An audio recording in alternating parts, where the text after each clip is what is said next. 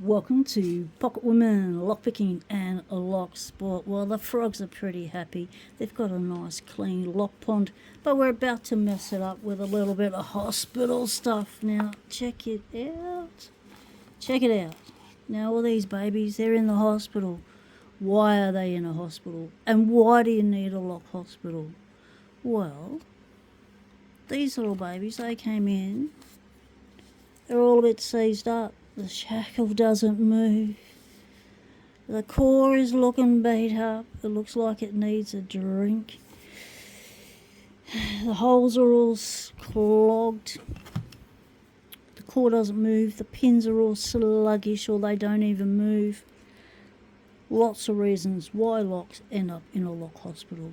You might get a lock that has a cut shackle, and then you might find another lock with a broken body, and then you get to join those two locks together to make one beautiful all-together lock that you can play with in lock sport.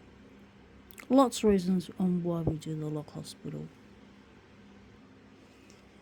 Now there's some things that we need to help free up shackles, cores, clean out cores from gunk. Like this is like years of gunk. So that gunk on the top of that lock is also inside that lock. It's inside it in that way as well. So imagine trying to pick a lock with that in it. Now these locks are for giveaways. These are to go out to new pickers. So we don't want to be giving them something that's going to give them grief as soon as they stick a pick in it and they can't actually feel what's going on. The pins are stuck. You don't know if the shackle's going to pop. So that's why these ones are in the lock hospital. But we might like to put locks in the lock hospital because we want to give them a refurb. We want to give them a new look. We want to clean them up, make them look like they're factory new. There's all sorts of reasons why we have a lock hospital. Now, the lock hospital can be all sorts of places. So one of the things I like to do is get these sort of trays. You can use them to put your parts in, put all your bits in, get the greasy bits out off your desk, all that sort of stuff. They're really good.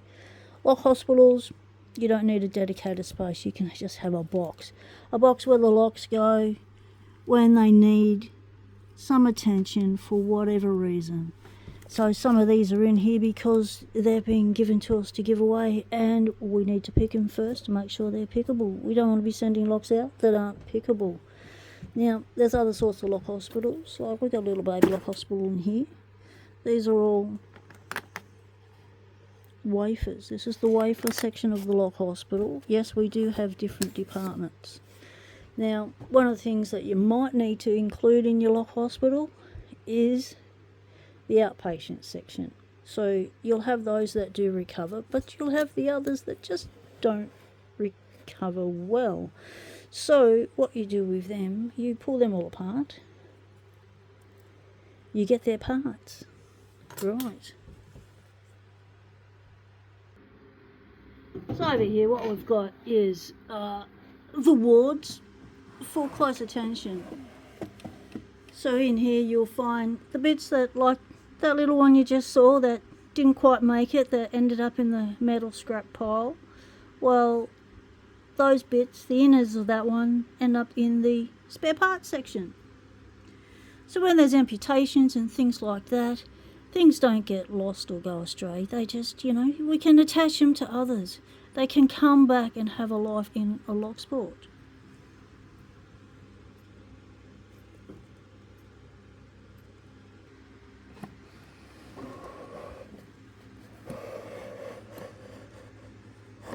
So one of the really good things to keep in locks is springs. Any sort of spring. So if you have to, amputate a lock, then you keep everything. Keep all the bits. Any of those, they're master wafers, all the pins and things. You can use the pins when you want to make challenge locks. You can use the springs when you want to make challenge locks. You can use the parts when you want to do other things, when you want to put other locks back together. There's some materials, some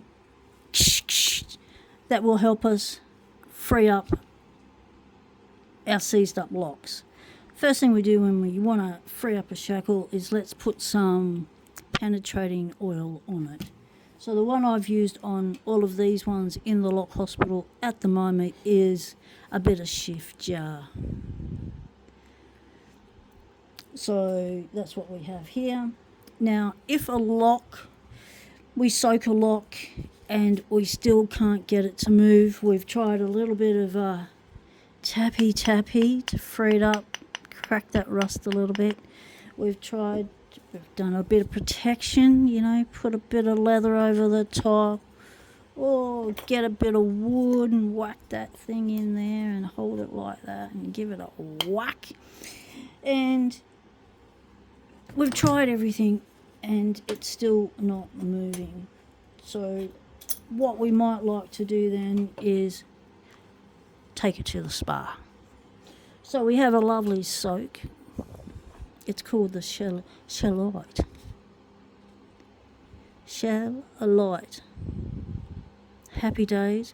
Highly flammable. Now, you put this stuff in a jar with your lock. Cover the lock completely. Yeah. Or you can hang the lock in the jar and have it dangling if you want. Have a little dangly lock. But the thing you got to remember about that stuff is it evaporates. And I mean quickly.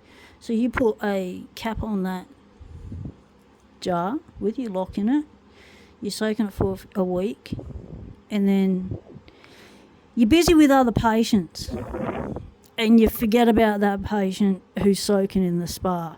And they're not speaking up because they're having a good time, right? So you finally get back to them after a month. And you go then you think, where's all the liquid? It's all evaporated. So don't be concerned. Now, here in Australia, this is the one we like to use, a little bit of inox on your locks, freed up.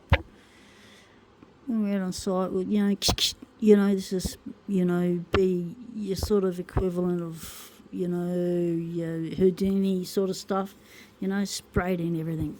Yep. Spray all these things outside. You must have eye protection when you're spraying any of these things in your lock, on your lock, because there is splashback, and that stuff will spray and splash back in your face and it won't care.